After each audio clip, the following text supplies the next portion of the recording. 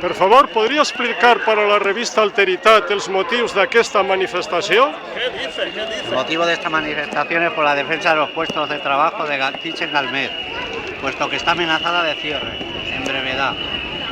De ahí nuestra indignación y cabreo y manifestación. Moltes gràcies. Por la industria, por el empleo.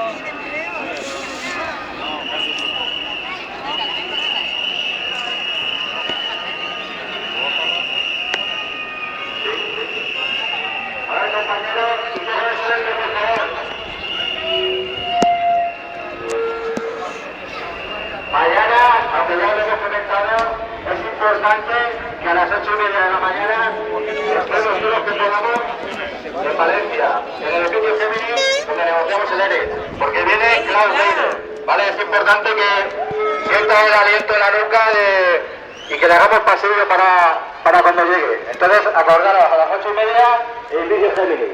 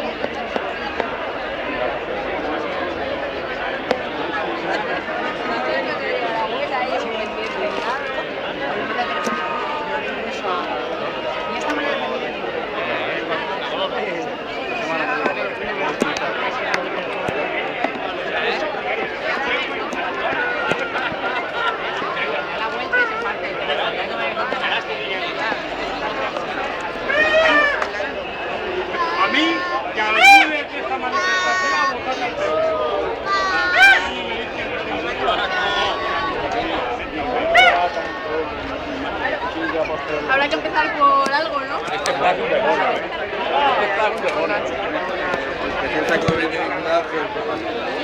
Claro,